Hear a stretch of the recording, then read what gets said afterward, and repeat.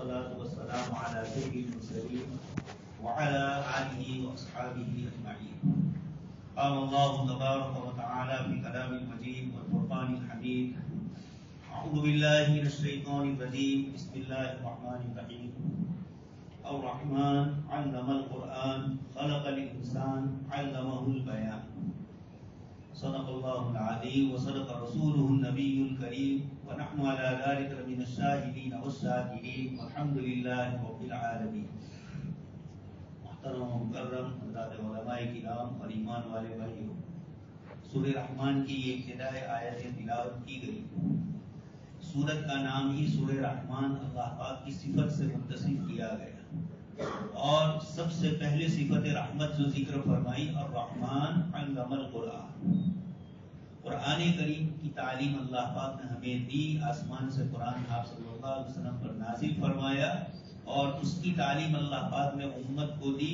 علم القرآن، یہ شان رحیمی ہے، اللہ پاک کی اپنی رحمت ہے جس کے پیش نظر اس نے اتنا عظیم الشان کلام اپنا پوری دنیا انسانیت کے لیے نازل کیا، اور خاص کر کے مسلمانوں کو اس پر عمل کرنے کے لیے. یہ اللہ پاک فرماتے ہیں میری شان رحیمی رحمانیت ہے. یہ اللہ تبارک تعالیٰ یہاں فرماتے ہیں جب انسان کو پیدا کیا اس وقت بھی فرمایا اقرأ بسم ربک الذی خلق خلق الانسان من علق. آگے فرمایا اقرأ وربک الاکرم. پہلے انسان کی پیدائش کو ذکر کیا تو اقرأ بسم ربک، صرف بسم ربک ہی فرمایا.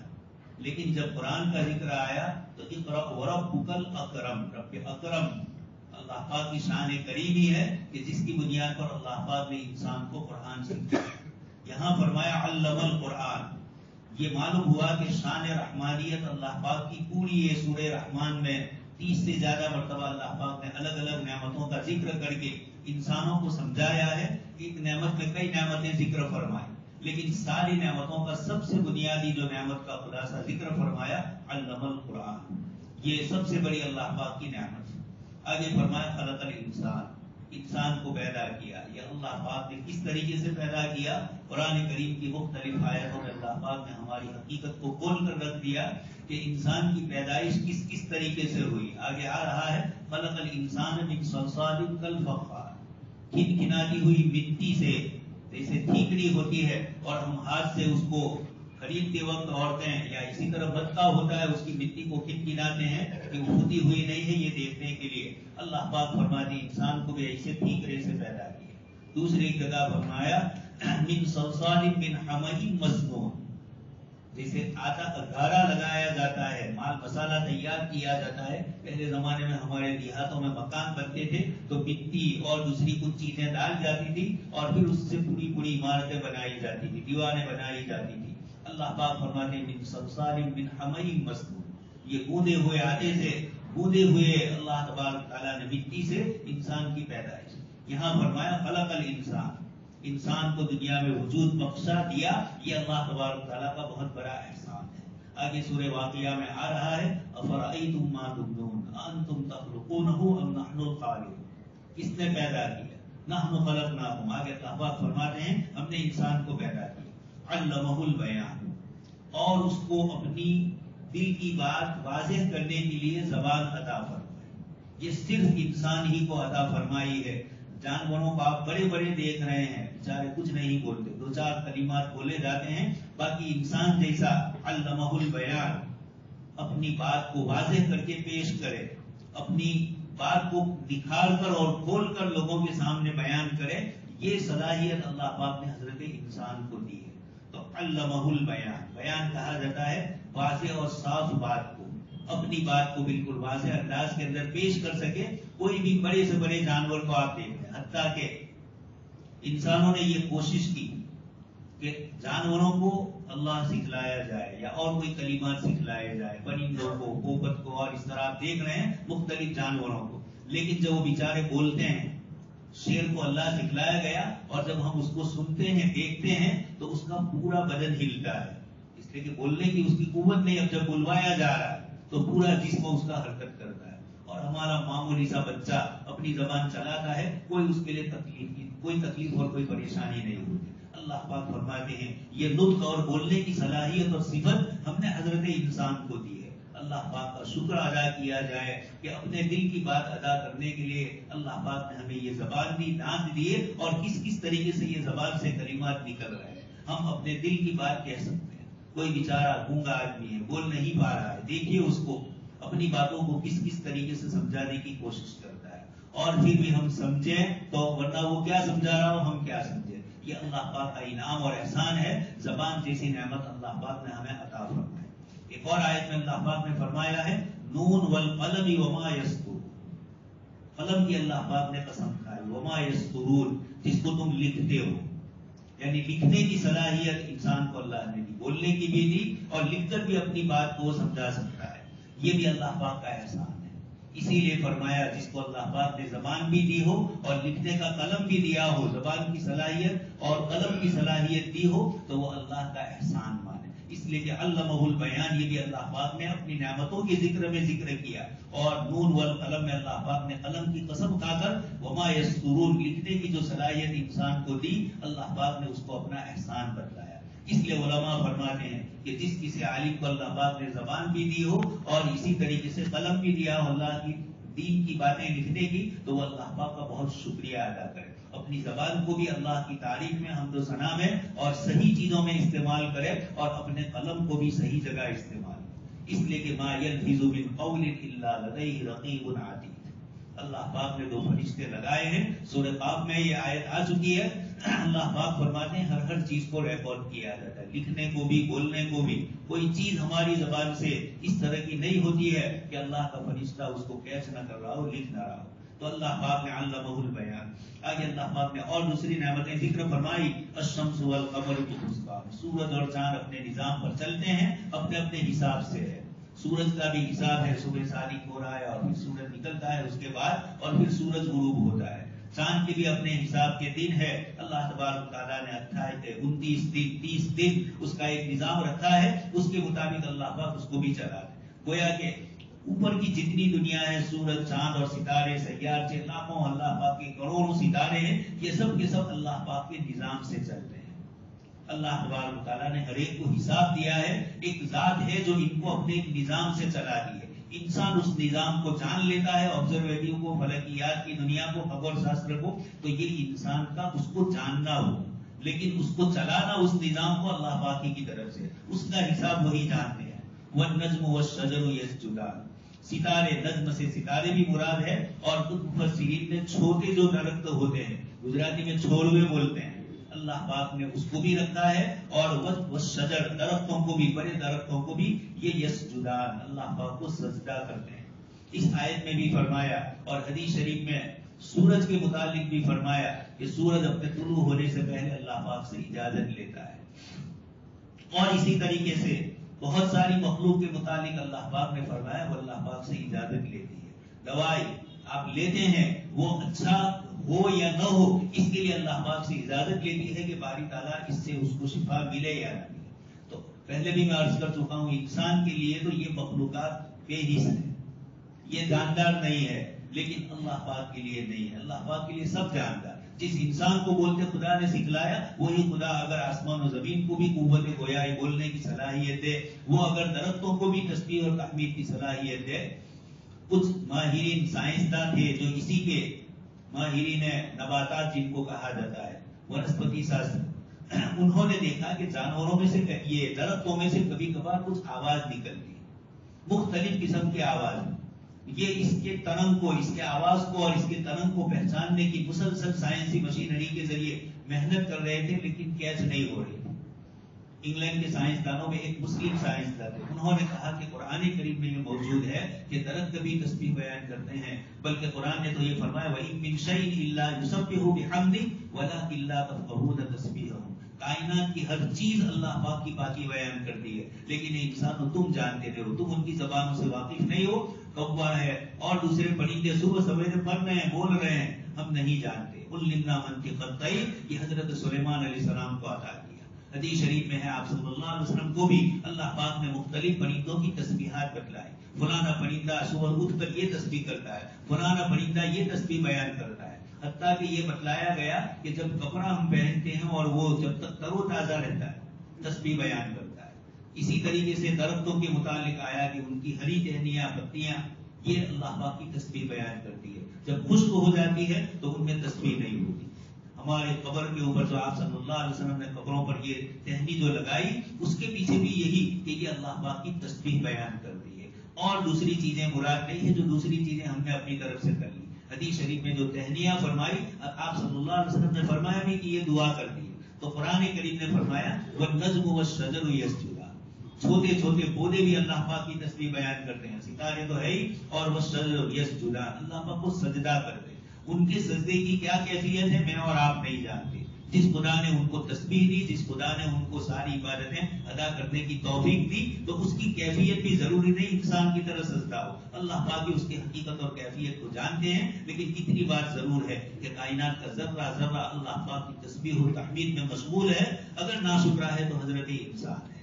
اس لیے اللہ پاک نے فرمایا خلق الانسان عجولا، انسان بہت جلد باز ہے، بہت جلدی کسی چیز کو لینا چاہتا ہے. اللہ پاک اور ایک اور آیت میں فرمایا کہ انسان بڑا ناشکرا ہے. اذا مسہ الشر جزوعا واذا مسہ الخیر منوعا، جب اس کو کوئی شر کی چیز پہنچتی ہے تو آہو آویلا کرتا ہے. اس کی تکلیف ساری دنیا جان لیتی ہے.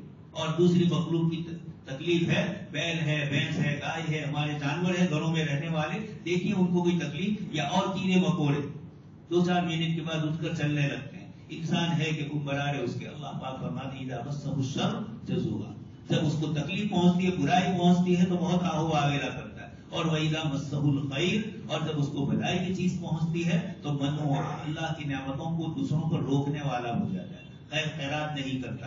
اللہ پاک نے جب اس کو بھلائی دی تو دوسروں کی بھلائی کی وہ سوچے، دوسرے تکلیف والوں کا احساس کرے. اس لیے اللہ پاک نے انعامات سے نوازا ہے. اسی لیے روایتوں میں آتا ہے اللہ پاک کسی بندے کو مال دیتے ہیں تو وہ یہ نہ سمجھے کہ یہ مال میرے ہی لیے ہے.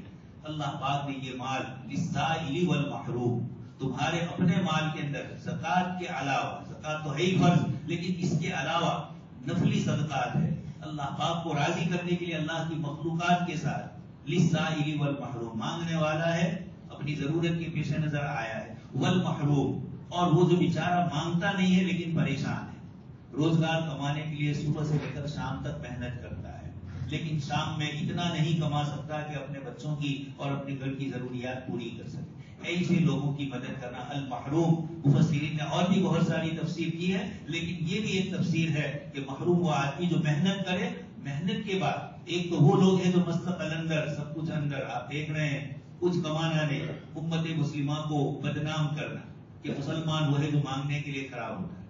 حضرت مولانا محمد علی جوہر رحمۃ اللہ علیہ دہلی کی جامع مسجد سے نماز پڑھ کے اتر رہے تھے اور کچھ لوگوں کو کھڑا ہوا دیا. ایک انگریز نے آپ کے سامنے فوٹو اور تصویر دی مسلمانوں کی مانگنے کی، مولانا محمد علی جوہر رحمۃ اللہ علیہ کے سامنے. انہوں نے اس کو دیکھا، چونکہ انگریز تھا اس لیے اس کو مولانا نے جواب دیا اور یہ کہا کہ یہ مسجد اس کے باپ داداؤں نے بنائی ہے. سلطان شاہجہاں رحمۃ اللہ علیہ کی بنائی ہوئی دہلی کی جامع مسجد ہے، تو یہ کہا کہ اس کے باپ داداؤں نے، یعنی یہ اس کے اپنے گھر میں مانگ رہی ہے. لیکن خیر یہ تو اس کو سمجھانے کے لیے. امت مسلمہ اس وقت دنیا میں ریسرچ ہوا، ہر مانگنے والوں میں 25% دنیا میں مانگنے والے، ان 25% میں ہر 4 میں ایک مسلمان. مسلمانوں کے نام سے بھی لوگ آتے ہیں اور مسلمان سمجھتے بھی یہ ہے کہ اگر ان فقیروں کو نہیں دیا تو ہم پر کوئی مصیبت آئے گی. کوئی نہیں، یہ نہ نماز کے ہوتے ہیں، نہ روزے کے، نہ عبادتوں کے ہوتے ہیں، یہ اپنی اپنی دنیا میں مصروف ہے. کچھ تو مسلمان بھی نہیں ہوتے، بہت ساری عورتیں گھوم رہی ہیں، پھر رہی ہیں، بہت سارے مرد پھر رہے ہیں، کوئی ایمان والے بھی نہیں. مسلمان کو تو اللہ کے نبی صلی اللہ علیہ وسلم نے دی لکڑی اور یہ کہا کہ کلہاڑی لے کر جاؤ جنگل میں اور لکڑی کاٹ کر آؤ، 10 دن تک، اتنے دن تک مجھے منہ مت دکھانا. وہ صحابی آئے، کچھ کما کر لے کر آئے. اللہ کے نبی صلی اللہ علیہ وسلم نے فرمایا کہ تمہارا وہ حال اچھا تھا یا یہ حال اچھا ہے؟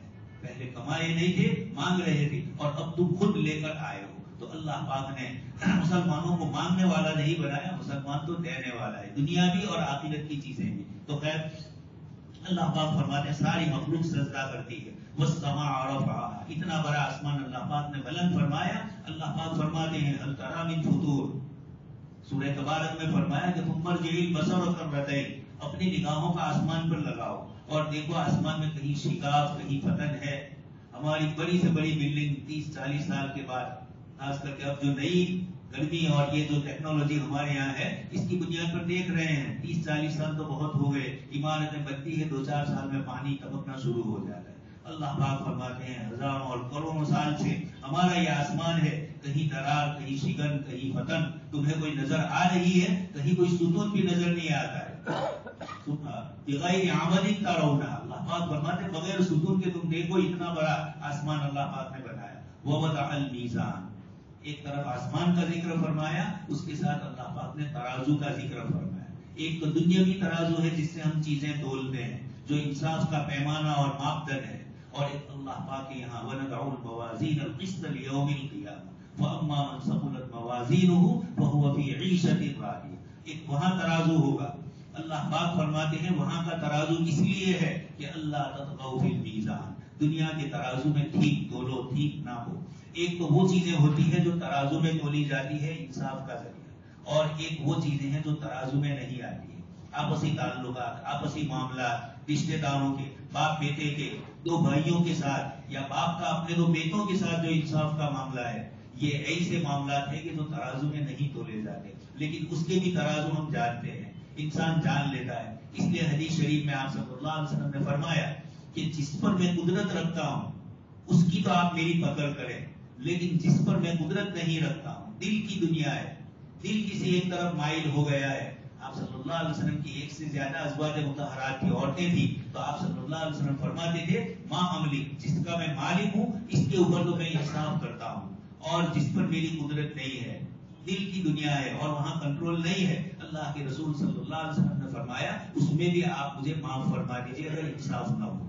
یہ انصاف کے پیمانے آپ صلی اللہ علیہ وسلم نے بتلائے کہ صرف ترازو اور ظاہری چیزیں بیٹوں کو، بچوں کو دینے میں، وراثت دینے میں، یا نعمتیں یا کوئی چیز گھر دینے میں یا کوئی اور چیز دینے میں تو انصاف ہوئی، لیکن اور بھی، اور پھر صرف اپنی اولاد کے ساتھ نہیں، دنیا کے انسانوں کے ساتھ، جن کے ساتھ بھی معاملات ہو۔ قرآن کریم نے 2 منٹ کے لیے ہم لوگ ایک دوسرے کے ساتھ بیٹھتے ہیں، فَالصَّاحِبُ بِالْجَنْبِ، اس کے بھی اصول اور اس کے بھی احکام بتلائے۔ ٹرین میں 10-15 منٹ کے لیے ہم کسی کے ساتھ بیٹھے، بس میں بیٹھے، رکشا میں بیٹھے، یہ بھی ہمارا ساتھی ہے، اس کے بھی حقوق قرآن نے بتلائے۔ یہ وَاعْبُدُوا اللَّهَ وَلَا تُشْرِكُوا والے آیت میں اللہ پاک نے سارے احکام بتلائے۔ تو یہ ترازو اللہ پاک نے فرمایا قیامت کے دن وزن اعمال ہوں گے۔ وَأَقِيمُوا الْوَزْنَ بِالْقِسْطِ وَلَا تُخْسِرُوا الْمِيزَانَ، سورہ وَيْلٌ لِّلْمُطَفِّفِينَ آگے آ رہی ہے، اس میں بھی اللہ پاک نے فرمایا وَيْلٌ لِّلْمُطَفِّفِينَ، ہلاکت ہے کمی کرنے والوں کے لیے، الذین اذا اکتالوا علی الناس یستوفون، وہ لوگ کہ جب خود دوسروں سے لیتے ہیں تو پورا وصول کرتے ہیں، وَإِذَا قَالُوهُمْ أَوْ وَزَنُوهُمْ يُخْسِرُونَ، اور جب دوسروں کو تول کر یا ناپ کر کوئی چیز دینی ہوتی ہے تو کم کر کے دیتے۔ ایک تو ترازو میں ہوتا ہے، قرآن کریم کی یہ آیت صرف ترازو میں تولنے کے لیے نہیں ہے۔ حضرت مفتی شفیع صاحب رحمۃ اللہ علیہ نے اتنی الگ الگ جزیات اور چیزیں بتلائی، یہ فرمایا کہ آپ کسی جگہ ملازمت کرتے ہیں، کام کرتے ہیں، تو پورا وقت وہاں دیجیے، اس وقت کی پابندی آپ کے لیے ضروری۔ آپ وقت دے رہے ہیں تو پوری تنخواہ کے آپ مستحق ہیں، اور وقت نہیں دے رہے ہیں اور آپ تنخواہ لے رہے ہیں تو یہ ایسا ہی ہوا کہ وَإِذَا قَالُوهُمْ أَوْ وَزَنُوهُمْ يُخْسِرُونَ، دوسروں سے جب لیتے ہیں تو آپ پوری وقت بھی، اور اسی طرح جو کام سونپا گیا ہے اس کام کو بھی کرنا ہے۔ کچھ لوگ ہوتے ہیں صبح سے لے کر شام تک بیٹھے رہے، کام نہیں کرتے، ٹائم پاس اس جگہ پر کر لے، یہ بھی حق ادا نہیں ہو، اور کچھ لوگ ہوتے ہیں کہ تھوڑی دیر میں کام کر لیا پھر بیٹھے۔ تو کام اگر مقدار بتلائے تب تو اتنا کام کر کے آپ کا کام پورا ہوا، لیکن جہاں وقت کا بھی اور اسی طریقے سے کام کا بھی ملتا ہو تو کام بھی پورا کرنا ہے۔ حضرت موسیٰ علیہ السلام اور حضرت یوسف علیہ السلام کو رکھنے پر جو قرآن کریم کا الفاظ ذکر کیے انی حفیظ علی، اس طرح کے کلمات یہ بتلایا، تو ولا تخسروا المیزان، ترازو میں یہ برابر ناپ تول میں ہم کسی سے اچھائی کا سلوک کی توقع رکھیں، اور جب دوسرے کے ساتھ سلوک کرنے کی بات آئے تو ہم اس کے ساتھ وہ سلوک نہ کریں، یہ بھی کمی کرنا ہوگی۔ یہ صرف الفاظ میں نہیں اور صرف دل میں نہیں، ساری چیزوں کے اندر یہ ترازو ہے جو اللہ پاک نے فرمایا۔ والارض وضعها للانام، زمین اللہ پاک نے پیدا فرمائی مخلوق کے لیے، ہم سب اس میں رہ رہے ہیں۔ زمین کو آسمان سے الم تر ان اللہ خلق السماوات والارض كانتا رتقا ففتقناهما، اللہ پاک فرماتے ہیں کہ آسمان و زمین ملے ہوئے ہیں، ہم نے دونوں کو الگ کیا، اور پھر یہ زمین رہنے کے قابل، ہزاروں لاکھوں سال گزرے اس پر، اور پھر یہ زمین رہنے کے قابل ہوئی۔ اللہ تبارک و تعالیٰ فرماتے ہیں والارض وضعها للانام، زمین کو اس طریقے سے بنائے کہ اس کے اندر، اب یہاں ہم بوئیں گے تو نہیں اگے گا، زمین کے اندر ڈالا اور پانی دیا اور پھر بارش کا پانی اللہ پاک نے اس کو مائع مبارک فرمایا، فوراً اس سے چیزیں اگنے لگتی ہیں۔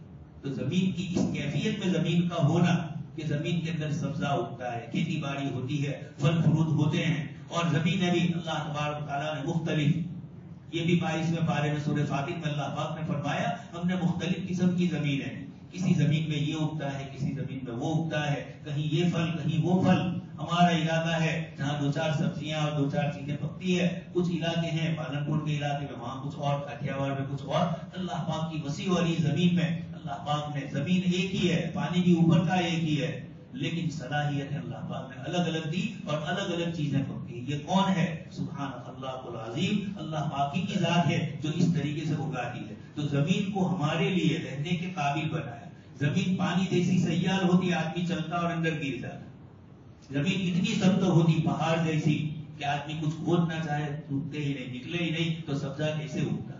زمین کو اس وقت ہم جس کیفیت میں دیکھ رہے ہیں، یہ ہم تو صرف اسی میں دیکھ رہے ہیں، لیکن اس کیفیت میں پیدا کر رہا ہے اللہ ہی، باقی کی شان ہے۔ وہ جانتے تھے کہ مخلوق کے لیے زمین کو ہمیں کس طریقے سے کرنا ہے، کہیں کالی مٹی ہے، کہیں پیلی مٹی ہے، کہاں پانی ہوتا ہے کہاں پانی نہیں ہوتا، کہیں ریت ہوتی ہے اور ریت کے علاقے میں عجیب چیزیں وہاں بھی ہوتی ہے۔ یہ سب کچھ اللہ تبارک تعالیٰ نے پیدا فرمایا۔ فیہا فاکہۃ والنخل ذات الاکمام، مختلف قسم کے میوے ہیں، اور کھجور کا درخت چونکہ جزیرۃ العرب میں کثرت سے ہوتا تھا، اور قرآن کریم کے سب سے پہلے مخاطب عرب لوگ ہیں، اس لیے کثرت سے اللہ پاک نے کھجور کا ذکر کیا۔ اور اب تو ساری آیورویدک بھی اور ایلوپیتھک والے بھی کھجور کو بہت قیمتی چیز سمجھنے لگے۔ اس سے پہلے لوگ کم جانتے تھے، اب افطار کے وقت مسلمان کھجور کیوں استعمال کرتے ہیں، پانی کیوں پیتے ہیں، اس پر بھی اب ان لوگوں کے ریسرچ شروع ہوئے۔ تو کھجور اللہ پاک کی ایسی نعمت ہے کہ اللہ تبارک تعالیٰ یہاں بار بار کثرت سے اس کا ذکر فرماتے ہیں۔ مومن کی مثال دی کھجور کے درخت کے ساتھ۔ آپ صلی اللہ علیہ وسلم نے فرمایا کہ درختوں میں ایک درخت ہے، اور آپ صلی اللہ علیہ وسلم نے فرمایا کہ اس کی ہر چیز کام آتی ہے۔ مومن کی ایسا ہوتا ہے، وہ جوان ہو تو بھی کام، برا ہو تو بھی کام، وہ عالم ہو تو بھی کام کرے، وہ عالم نہیں ہے، وہ ڈاکٹر ہے تو بھی کسی کے کام آئے، انجینئر ہو تو بھی کسی کے کام آئے۔ جو جو صلاحیت اللہ پاک نے اس میں دی ہے، ہر صلاحیت سے وہ دنیا کے انسانوں کے لیے نفع بخش ہوتا ہے۔ خیر الناس من ينفع الناس، آپ صلی اللہ علیہ وسلم نے فرمایا لوگوں میں بہتر شخص وہ ہے جو لوگوں کو نفع پہنچائے۔ اخرجت للناس، قرآن نے فرمایا کنتم خیر امۃ، تم بہترین امت ہو، اور کیا فرمایا آگے؟ اخرجت للناس، یہ نہیں فرمایا اخرجت لکم، تمہارے لیے تم کو پیدا کیا نہیں، اخرجت للناس، امت مسلمہ کو دنیا کی انسانیت کے لیے اللہ تبارک تعالیٰ نے پیدا کیا، سب کی بھلائی اور سب کی خیر خواہی کے لیے اس امت کو پیدا کیا ہے۔ تأمرون بالمعروف، بھلائیوں کا حکم کرنا، برائیوں سے روکنا، یہ اس امت کی صفت بتلائی۔ اخرجت للناس، للناس فرمایا لوگوں کے لیے، للمؤمنین صرف نہیں فرمایا کہ ایمان والوں کے لیے ہم، اللہ پاک نے ساری انسانیت کے لیے ہمیں خیر خواہ بنا کر بھیجا ہے۔ تو اللہ کے رسول صلی اللہ علیہ وسلم نے فرمایا کہ ایک درخت ایسا ہے جس کی ہر چیز کام آتی ہے، اس کے نیچے کے حصے بھی، اوپر کے بھی، اس کے چھلکے بھی، اور اس کے ساتھ لگی ہوئی اس کی ٹہنیاں بھی، ہر چیز اس کی کام آتی ہے۔ اس کا پھل تو ہے ہی کھجور۔ تو صحابہ کرام خاموش رہے۔ آپ نے پوچھا، حضرت عبداللہ ابن عمر رضی اللہ عنہ چھوٹے بچے تھے، ان کے دل میں آیا کہ یہ کھجور کا درخت ہے، لیکن بول نہیں پائے۔ حضرت ابوبکر تھے، حضرت عمر تھے، بڑے لوگ موجود تھے۔ جب آپ صلی اللہ علیہ وسلم کی مجلس سے باہر نکلے تو حضرت عبداللہ ابن عمر نے اپنے والد حضرت عمر سے کہا کہ ابا میں جانتا تھا کہ یہ کھجور کا درخت ہے۔ حضرت عمر نے کہا کاش کہ تو بول لیتا تو اللہ کے رسول کے سامنے میری بھی عزت ہوتی۔ بیٹے کے نام سے ماں باپ بھی خوش ہوتے ہیں، ہمارے بیٹے کے اتنے مارکس آئے، ہمارا بیٹا فلانے میں اتنے فیصد لے آیا، اتنے تک آئے، ماں باپ خوش ہوتے ہیں۔ حضرت عمر اس سے خوش ہو رہے تھے۔ خیر، اللہ پاک نے مومن کو کھجور بنایا، کھجور کی اللہ پاک نے تعریف فرمائی۔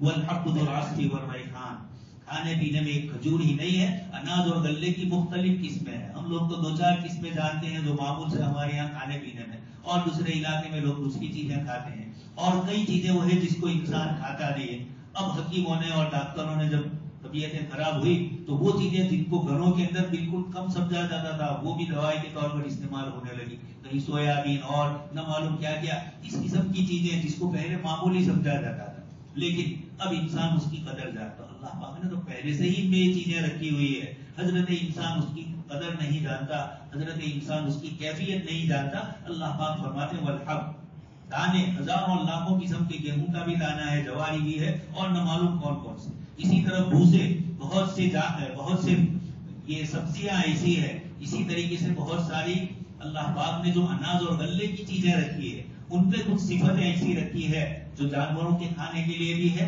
انسانوں کے فائدے کے لیے بھی ہے. وَبِأَيِّ آلَاءِ رَبِّكُمَا تُكَذِّبَانِ، اللہ پاک فرماتے ہیں انسانوں اور جناتوں تم اپنے پروردگار کی کون کون سی نعمتوں کو جھٹلاؤ گے. جھٹلاؤ گے کا مطلب یہی ہے کہ اس کا احسان نہیں مانو گے، اس کی فرما برداری نہیں کرو گے، اس پر ایمان نہیں لاؤ گے.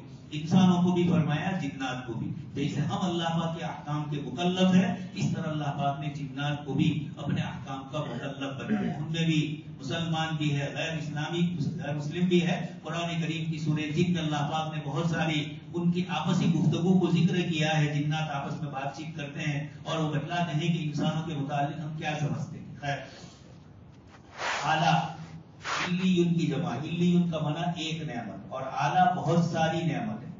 ایک سیکنڈ میں انسان پر اللہ پاک کی کتنی نعمتیں ہیں، سر سے لے کر پیر تک کے جتنے اعضاء ہیں ان سب کو سلامت رکھا. اللہ تبارک تعالیٰ نے تندرستی عطا فرمائی، باہر کی ہوا اور باہر کی فضا کو انسانی طبیعت کے موافق بنائی. یہ بھی اللہ تبارک تعالیٰ کا احسان. کھانے پینے کی چیزیں ہمیں راس آ رہی ہے اور ہمارا یہ اندر کا نظام چلتا ہے، یہ بھی اللہ پاک کا احسان. اللہ پاک فرماتے ہیں وَإِن تَعُدُّوا نِعْمَتَ اللَّهِ لَا تُحْصُوهَا. اللہ پاک کی نعمتوں کو شمار کرنے انسان کو جائے گا تو بالکل شمار نہیں. ایک نعمت کو شکریہ ادا کرے گا، یہ خود بھی اللہ پاک کا انعام ہے کہ شکریہ کی توفیق دی. ایک کا شکریہ ادا کرے گا، دوسری بہت ساری نعمتیں رہ گئی شکریہ ادا کرنے سے. تو اللہ پاک فرماتے ہیں وَبِأَيِّ آلَاءِ، کتنی نعمتیں ہیں اللہ پاک کی، کن کن کا تم انکار کرو گے. یعنی اللہ کی نافرمانی کر کے انکار کر رہے ہو، فرما برداری کر کے اللہ تبارک تعالیٰ کی نعمتوں کو صحیح بجا لاتے ہو، اس کا شکریہ ادا کرتے ہو. خلق الانسان من صلصال کالفخار. اللہ پاک فرماتے ہیں انسان ذرا سوچ، تیری پیدائش حضرت آدم علیہ السلام کی کیسے ہوئی، کیسے مٹی کو جمع کیا گیا اور کس طریقے سے اللہ پاک نے ایک مخصوص شکل میں اس کو رکھا اور پھر اس کے بعد اس میں روح پھونکی گئی اللہ پاک کی طرف سے. قرآن کریم کی مختلف آیتوں میں حضرت آدم علیہ السلام کی پیدائش کا اللہ پاک نے ذکر فرمایا. مٹی، آگ، پانی، ہوا، اس کے مجموعے سے اللہ تبارک تعالیٰ نے حضرت آدم علیہ السلام کو تیار کیا اور پھر حضرت آدم کے بعد اولاد آدم کو مادہ منویہ کی شکل میں اللہ پاک کی طرف سے یہ پورا انسانی نظام قائم فرمایا. حضرت مریم رضی اللہ تعالیٰ اس کی محتاج نہیں ہوئی اور حضرت عیسیٰ علیہ السلام کی پیدائش فرشتے کے نفخ سے اللہ پاک نے فرمائی. وَنَفَخْتُ فِيهِ مِن رُوحِي. حضرت آدم علیہ السلام کے لیے بھی اللہ پاک نے فرمایا اور حضرت عیسیٰ علیہ السلام ان مثل عیسیٰ عند اللہ کمثل آدم. اللہ پاک نے عجیب و غریب انداز سے حضرت حوا کی پیدائش حضرت آدم ہی سے کروائی. اللہ پاک نے فرمایا کہ ہم نے ایک نفس سے اور پھر اسی سے ان کے جوڑے کو پیدا کیا. اللہ پاک فرماتے ہیں یا ایھا الناس اتقوا ربکم الذی خلقکم من نفس واحدہ وخلق منها زوجها. اسی آدم سے اللہ نے ان کی بیوی کو یہ اللہ پاک نے نظام بنایا. یہ حضرت انسان کی مختلف کیفیت ہیں. وخلق الجان من مارج من نار. شیخ سعدی رحمۃ اللہ علیہ فرماتے ہیں ز خلق آفریدندت خداوند پاک کہ اللہ پاک نے تجھے مٹی سے پیدا کیا ہے، اس لیے مٹی کی طرح تواضع اور انکساری کرنا. مٹی کو اوپر ڈالیں گے تب بھی نیچے ہی گرے گی اور آگ کو زمین کے اندر سے لگائیں گے تب بھی روح اس کا اوپر کی طرف ہوگا. تو شیطان اور جنات یہ سرکشی کرتے ہیں، تکبر کرتے ہیں اور حضرت انسان تواضع کرتا ہے. حضرت آدم علیہ السلام کو بھی اور شیطان کو بھی جنت سے اللہ تبارک تعالیٰ کے فیصلے کے مطابق نیچے اتارا گیا اور پھر اللہ تبارک تعالیٰ نے فرمایا تم ایک دوسرے کے دشمن ہوں گے. حضرت آدم علیہ السلام نے اتر کر توبہ اور استغفار کیا. ربنا ظلمنا انفسنا وان لم تغفر لنا وترحمنا لنكونن من الخاسرین. آدم علیہ السلام نے اور حضرت حوا نے مسلسل دعائیں کی، روتے رہے اللہ پاک سے اپنے گناہ کی معافی کے لیے. تو اللہ تبارک تعالیٰ نے ان کو کامیاب فرمایا اور زمین میں اپنا نائب بنایا. شیطان نے اللہ تبارک تعالیٰ کی نافرمانی کی، وہاں بھی پھسلایا حضرت آدم علیہ السلام کو، دنیا میں اترا اور یہاں بھی انسان کے لیے عدو مبین، انسانوں کے لیے کھلا دشمن بنا. اور آج بھی اس کی وہی حرکتیں ہیں، تکبر ہے، بدماشی ہے، نالائقیاں ہیں، یہ ساری شیطان اور اس کی اولاد کی. تو اللہ پاک کے دربار سے اس کو نکالا گیا اللہ پاک کی طرف سے، اس کو الی یوم یبعثون مہلت ضرور دی گئی، لیکن کوئی خوشی کے ساتھ نہیں۔ اللہ تبارک تعالیٰ نے اپنی ناراضگی کا اظہار کر کے اس کو اپنے سے دور کر دیا، اللہ پاک کی رحمت سے وہ دور ہو گئے۔ مفسرین فرماتے ہیں کہ اللہ پاک کے یہاں یہ لکھا ہوا تھا کہ سب لوگ اللہ کے احکام کی پیروی کریں گے، لیکن ایک نہیں کرے گا۔ آسمان میں یہ لکھا ہوا تھا، سارے فرشتے ڈرتے تھے اس کو پڑھ کر کہ ایسا نہ ہو کہ شاید یہ ایک جو نافرمان ہوگا وہ ہم نہ ہو۔ شیطان بھی عبادت کرتے کرتے اوپر پہنچ گیا تھا۔ اردو میں ایک کتاب ہے شیطان کی سوانح عمری، اس کی آتما کتھا، لکھنے والے انسان ہیں لیکن شیطان کے سلسلے میں بہت اچھی دلچسپ کتاب۔ تو یہ کس طریقے سے اوپر گیا، نیچے عبادت کرتا تھا، کرتے کرتے کیسے اوپر بڑھ گیا، اس کو پورا اس کتاب میں لکھا ہے، اور فرشتوں کے ساتھ ہو گیا اور اتنا عبادت کی بنیاد پر آگے بڑھ چکا۔ لیکن قرآن نے فرمایا کان من الجن، یہ فرشتوں میں سے نہیں تھا، یہ جنات میں سے تھا۔ اس لیے فرشتوں نے سب نے فسجد الملائکۃ کلھم، سارے فرشتوں نے سجدہ کیا الا ابلیس ابا واستكبر وکان من الکافرین، پہلے سے ناشکرا تھا۔ تو خیر یہ پڑھتا تھا اس کو تو یہ سمجھتا تھا کہ میں تو اس میں سے ہوئی ہی نہیں، یعنی فرشتے ڈرتے تھے اس کو پڑھ کر کہ ایک ہے جو دربار سے نکالا جائے گا، تو فرشتے ڈر رہے تھے، اور شیطان اس کو پڑھتا تھا تو یہ سمجھتا تھا کہ ہوگا کوئی، میں تو ہوں نہیں۔ یہ اللہ تبارک تعالیٰ کو ناپسندیدہ ہوتا ہے تکبر۔ تو عزازیل خور کر، شیخ سعدی فرماتے ہیں تکبر نے عزازیل کو، شیطان کو ذلیل کیا۔ اللہ پاک فرماتے ہیں انسان کو مٹی سے پیدا کیا، تواضع اور انکساری حضرت آدم علیہ السلام کی طبیعت میں ہے۔ حضرت آدم علیہ السلام نے اللہ تبارک تعالیٰ نے فرما دیا فلم نزد لہو عظما، فلم نجد لہو عظما، حضرت آدم علیہ السلام سے بھول ہو گئی، دل سے ارادہ نہیں تھا، اور یہاں فرمایا ابا واستکبر، شیطان نے انکار کیا اور تکبر کیا، پہلے سے ہی انکار کرنا تھا۔ حضرت آدم علیہ السلام سے بھول ہو گئی کھانا کھانے میں، اور وہ بھی اسی کے بہلانے سے۔ اس سے معلوم ہوا آسمان میں پہلا گناہ تکبر کا ہوا ہے، تو دوسرا گناہ حرص کا ہوا ہے۔ چاہے جنت کی حرص تھی آدم علیہ السلام کو، لیکن چونکہ وہ دار العمل نہیں ہے، وہ دار الجزا ہے، اس لیے وہاں کا اعتبار نہیں، دار دنیا کے اندر۔ لیکن معلوم ہوتا ہے کہ آدمی لالچ کرنے سے بھی کبھی کبھار، چاہے آدم علیہ السلام کی لالچ اچھی چیز کی تھی، اس نے کہا تھا شجرۃ الخلد وملک لا یبلا، ایسا درخت ہوگا کہ وہ ہمیشہ کا ہے، اور ایسی حکومت ملے گی کہ جنت سے کبھی نکلنا نہیں ہے۔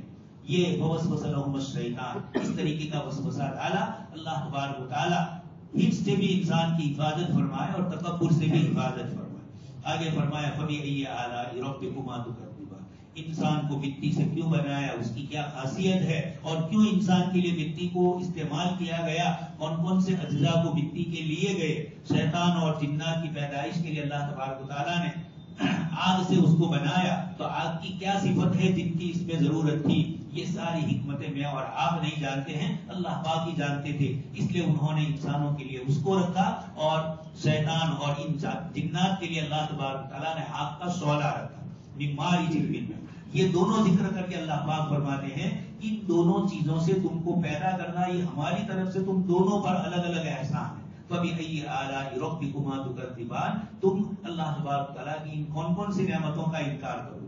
آگے فرمایا رب المشرقین و رب المغربین، اللہ پاک دو مشرقوں کے رب اور دو مغرب کے رب۔ دنیا کا نقشہ آپ دیکھیں گے تو اس کے اندر ایک شمال، قطب شمالی، اتر دھرو گجراتی میں بولتے ہیں، گول دائرے میں اوپر کا حصہ، اور نیچے ایک ہے قطب جنوبی، دکشن دھرو، اور ادھر مشرقی ممالک ہے، ادھر مغربی ممالک ہے، اوپر سائبیریا اور اوپر کے علاقے سے آسکیمو سے لے کر نیچے آسٹریلیا اور نیچے تک یہ مشرقی حصہ پورا، اور ادھر کینیڈا سے اوپر فن لینڈ اور آئس لینڈ، اور وہاں سے نیچے اترتے ہوئے برازیل اور امریکہ کا بالکل جنوبی حصہ، یہ پوری پٹی اس کو مغرب کہا جاتا ہے۔ اللہ پاک فرماتے ہیں رب المشرقین و رب المغربین، تسنیہ دو کا لفظ ذکر کیا، دو مشرق اور دو مغرب۔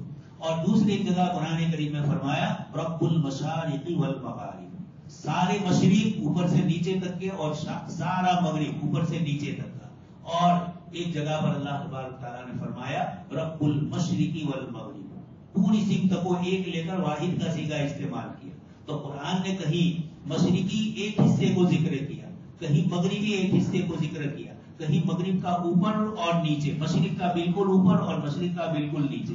یہ حاصل بتلانا یہ ہے کہ پورا مشرقی علاقہ اور پورا مغربی علاقہ، یہ تو صرف ہم اپنی زمین کے متعلق کہہ رہے ہیں. اللہ پاک تو اپنی کائنات کا مشرق اور مغرب فرما ہے. وہ کائنات تو کتنی بڑی ہے، آپ کو میں عرض کر چکا ہوں. کتنی لاکھوں زمینیں مل کر ایک سورج بنتا ہے، اور کتنے سورج ایسے ہیں لاکھوں کہ وہ ایک بلیک ہول اللہ پاک نے اوپر ایسا بنایا ہے کہ اس میں سارے سورج چلے جاتے ہیں، وہ ہال، اور وہ ہال پر نہیں ہوتا ہے، ابھی بھی وہ خالی ہی رہتا ہے. اور پھر کائنات، یہ تو صرف سورج اور ان کی بات کی، ہزاروں لاکھوں آسمان اور اوپر کی دنیا اللہ پاک نے بنائی ہے. اللہ پاک فرماتے ہیں ان سب کا وہ رب ہے. انسانوں کو سمجھانے کے لیے زمین کا مشرقی مغربی حصہ بتلایا، اور یہ بھی صرف مطلق مشرق کہا ہے، مطلق مغرب زمین ہی نہیں. لیکن ہم اپنے اعتبار سے سوچیں، کوئی یہ سمجھے کہ مشرقی علاقے کا ایک حصہ اللہ پاک نعوذ باللہ اس پر قادر نہ ہو، یا مغرب کے کسی حصے پر قادر نہ ہو. انسانوں کا یہ حال ہوتا ہے، اپنی حکومتوں میں ایک علاقے پر نظر ہوتی ہے اور دور کے علاقے ہوتے ہیں تو نظر نہیں ہوتی. محمد تغلب جو کرنے گیا تھا دلی سے دولت آباد، دہلی دارالسلطنت تھا ہندوستان کا، وہ مہاراشٹر کا دولت آباد بنانا چاہ رہے تھے. اس کے پیچھے ان کا مقصد یہی تھا کہ نیچے ہندوستان بہت بڑا ہے اور وہ فتح نہیں ہو رہا تھا، تو بیچ کے اندر رکھو تاکہ نیچے کے علاقے پر بھی ہمارا کنٹرول ہو. اورنگزیب رحمۃ اللہ علیہ کو بعد میں اسی علاقے میں 25 سال نکالنے پڑے، دولت آباد اور اورنگ آباد کے.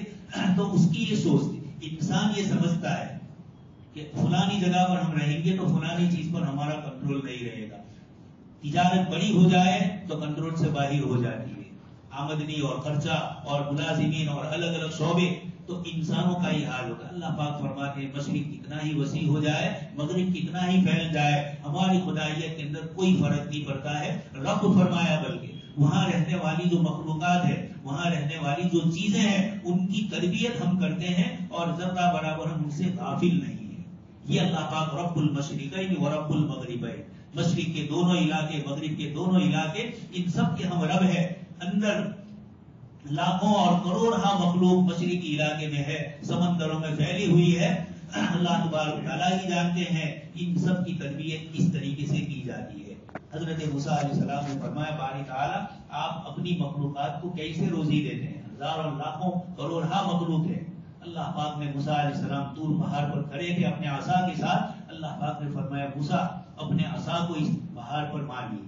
حضرت موسیٰ علیہ السلام نے پہاڑ پر مارا تو اندر سے ایک شیل ٹوٹی، اس کا ٹکڑا پتھر کا. اللہ پاک نے فرمایا موسیٰ اور ماری. 7 مرتبہ موسیٰ علیہ السلام نے اپنے عصا کو اس پر مارا اور الگ الگ اندر سے شیل ٹوٹتی گئی. اور پھر اس کے بعد اندر سے ایک کیڑا نظر آیا جس کے منہ میں کچھ کھانے کی چیز تھی، پتا یا کوئی چیز تھی. اب بالکل اندھیرا تھا، اندر سے نکالا گیا ہے اور اس جانور کو بھی اللہ پاک نے منہ میں چیز دی. کہاں سے آئی؟ یہ اللہ تبارک تعالیٰ فرماتے ہیں میں اپنی ہزارہ کروڑہ مخلوق کو کہاں سے روزی دیتا ہوں. یہ وما من دابۃ فی الارض الا علی اللہ رزقها. اللہ پاک فرماتے ہیں میں نے سب کی گارنٹی لی ہے، میں نے سب کی ذمہ داری لی ہے. قصہ سن چکے ہیں، سلیمان علیہ السلام کے دل میں ہوا کہ میں اللہ کی مخلوقات کی دعوت کروں. سلیمان علیہ السلام نے کھانا پینا سب کچھ تیار کیا اور پھر اس کے بعد ایک ہی مچھلی آئی، سب کچھ کھا گئی. اللہ پاک کی ایسی مخلوق ہے سمندر کے اندر کہ انسان اس کا تصور نہیں کر سکتا. ہم تو 29% خشکی پر رہتے ہیں اور 71% پانی ہے. وہ پانی یہاں نہیں آ جاتا. جب دنیا کا نقشہ آپ دیکھو تو زمین ہے اور پانی ہے. اگر وہ پانی کی موج آ جائے اوپر اور انسانوں کو برابر کر دے تو بمبئی شہر دیکھ رہے ہیں آپ دریا کنارے، اور اس طرح کی کتنے ممالک ہیں، چھوٹے چھوٹے جزیرے ہیں، ریجن چاروں طرف سے جزیرہ ہے، اور اس طرح کی کتنے ممالک ہیں. چاہے بڑا آسٹریلیا بھی مان لیا جائے پانی کے بیچ میں، پورے پانی سے اللہ پاک اتنے بڑے ملک کو بھی اللہ پاک سمیٹ سکتے ہیں، لیکن پانی کو روکے رکھا ہے. زمین کے اندر جوارہ مکھی ہے، بڑے بڑے کوہ آتش فشا، اندر سے پانی کی طرح سیال مادہ آگ کا نکلتا ہے، آتش فشا اس کو کہتے ہیں. یہ جوارہ مکھی اس طرح کا، لیکن کس نے بچایا؟ ریجن کے متعلق آتا ہے بیچ میں جوارہ مکھی ہے اور کونے پر انسانی آبادی آباد ہے، چھوٹا سا جزیرہ، اور اللہ پاک وہاں سے یہ چیزیں نکالتے ہیں. اللہ پاک فرماتے ہیں اے انسان، یہ مشرق اور یہ مغرب، ہمارا لاکھوں اور کروڑوں انسانوں کو کھلانا پلانا اور مخلوقات کو، یہ سب پورا نظام ہم سنبھالے ہوئے. آگے فرمایا مرج البحرین یلتقیان، 2 سمندر ہے دونوں ایک دوسرے سے ملتے ہیں لیکن بینہما برزخ لا یبغیان، ان دونوں سمندروں کے بیچ میں پانی کی ہلکی سی پتلی لکیر ہے، ادھر میٹھا پانی ہے ادھر کھارا پانی، ان دونوں کو ملنے نہیں دیتا۔ یہ کون ہے؟ اللہ تبارک تعالیٰ فرماتے ہیں ہماری ہی تو ذات ہے، دنیا کی سائنس فیل ہے اس کے سامنے کہ یہ کیا ہو رہا ہے۔ اللہ پاک نے پانی کی پتلی سی رکھی اور اس طریقے سے یہ دریائے نرمدا ہے، پانی میٹھا ہے اور سمندر کا پانی کھارا ہے۔ جوار بھوکی جب آتی ہے، جب یہ بہتا آتا ہے پانی چاند کی تاریخوں میں، تو پانی شہر کے ادھر تک آ جاتا ہے، ندی کے یہاں تک، یہ پانی کھارا ہوتا ہے، پھر وہ چلا جاتا ہے اور میٹھا پانی اپنی جگہ پر رہتا ہے، دونوں مکس نہیں ہوتا ہے۔ اللہ پاک فرماتے ہیں یہ کون کرنے والا ہے؟ یہ مرج البحرین یلتقیان، دونوں سمندر ملے ہوئے ہیں، کیپ ٹاؤن پر دنیا کے دو دریا ملتے ہیں، ادھر مشرقی اور ادھر کا مغربی، پانی بھی دونوں کے الگ الگ، ہمارا پانی ایشیا جیسا گندا ہے، وہاں جا کر دیکھتے ہیں، اور ادھر کا پانی بالکل گرین نظر آتا ہے۔ یہ اس طریقے کا، خیر مجھے وہ بتلانا نہیں ہے، وہاں بھی اللہ تبارک تعالیٰ نے اس طریقے کا بینہما برزخ لا یبغیان، کبھی کبھار نظر آتا ہے، کبھی جاتے ہیں وہاں تک اندر تک اور کبھی نظر آ جاتا ہے یہ پتلا سا، اور کبھی نظر نہ بھی آئے، لیکن اللہ پاک نے یہ نظام رکھا ہے ہر جگہ پر سمندروں میں۔ یخرج منہما اللؤلؤ والمرجان، سمندر کے اندر سے قیمتی موتی نکلتے ہیں اور نہ معلوم کیا کیا قیمتی چیزیں سمندروں کے اندر اللہ پاک نے رکھی ہے، ہزاروں لاکھوں روپے کی قیمتی چیزیں اندر سے نکلتی ہیں۔ وَلَهُ الْجَوَارِ الْمُنشَآتُ فِي الْبَحْرِ كَالْأَعْلَامِ، سمندروں کے اندر بڑی بڑی کشتیاں اللہ پاک فرماتے ہیں کالأعلام، پہاڑوں کی طرح، بلندیوں کی طرح اللہ پاک نے رکھی ہے۔ اس زمانے کی کشتیاں تو پھر بھی آج کے زمانے سے چھوٹی ہے، آج کے جو اسٹیم بڑے ہیں بڑی بڑی کئی منزلہ ہوتی ہے، اور پھر اس کے اندر کتنے بڑے بڑے گراؤنڈ ہوتے ہیں، کتنی بڑی بڑی دوسری چیزیں ہوتی ہے، ہتھیار رکھنے کے لیے ان کو ضرورت پڑتی ہے سمندروں میں۔ سمندروں کے اندر ہی اس طرح کی بڑی بڑی اسٹیم بڑے ہیں اور وہی ان کے لشکری تھانے ہیں۔ امریکہ نے، فرانس نے، انگلینڈ نے، انگلینڈ تو اب کم ہو گیا، پہلے اس طریقے سے دریا کناروں پر انہوں نے اپنی اپنی اس طریقے کی لشکری تھانے لگائے ہیں۔ یہ اسٹیمروں کے اندر یہ کشتیاں چلتی ہے، ایک معمولی سی کیل پانی میں ڈالو تو اندر چلی جاتی ہے، لیکن اتنا بڑا تنومن وزن اٹھا کر اتنی بڑی بڑی اسٹیمریں اور کشتیاں چلتی ہے۔ اللہ پاک فرماتے ہیں یہ کون چلاتا ہے؟ منشیات، یہ ہواؤں کے جھونکے، ہواؤں کا رخ موڑنا اور ہواؤں کو چلانا کون چلاتا ہے؟ پہلے مشینریاں نہیں تھی، ہواؤں سے ہی اور اس کے اندر ہلے سے مارتے ہوئے ہی سمندر اور کشتیوں میں جایا جاتا تھا۔ اب آج کل مشینری آ گئی، مشینری بیچ دریا میں فیل ہو گئی، کون اس کو ٹھیک کر سکتا ہے؟ اللہ پاک کی دریا بڑے بڑے ہیں اور بہت ساری کینال اور نالے بنائے ہیں، نہر سویز ہے، پاناما کی نہریں، چھوٹی چھوٹی نہریں، سمندروں کے بیچ سے بڑی بڑی کشتیاں جاتی ہے۔ ابھی تھوڑے دن پہلے پھنس گئی ہے، کتنے دن کے بعد وہ نکالی گئی، تو یہ کیا ہے؟ کون چلا رہا ہے؟ مشینریاں کون ادھر سے ادھر ہو گئی؟ مشینری فیل کیوں ہوئی اور کشتی اس طریقے سے بیچ بھنور میں کیوں آ گئی؟ اللہ پاک فرماتے ہیں یہ سب ہماری قدرت سے ہے۔ عام حالات میں ہم ٹھیک چلاتے ہیں، لیکن کبھی کبھار انسان غافل ہو جاتا ہے تو اپنی طرف سے یہ کرشمے دکھلاتے ہیں۔ فَبِأَيِّ آلَاءِ رَبِّكُمَا تُكَذِّبَانِ، کون کون سی نعمتوں کا تم انکار کرو گے؟ اللہ پاک سے دعا ہے اللہ پاک ہمیں اپنی نعمتوں کی قدردانی کی توفیق نصیب فرمائے۔ آمین وآخر دعوانا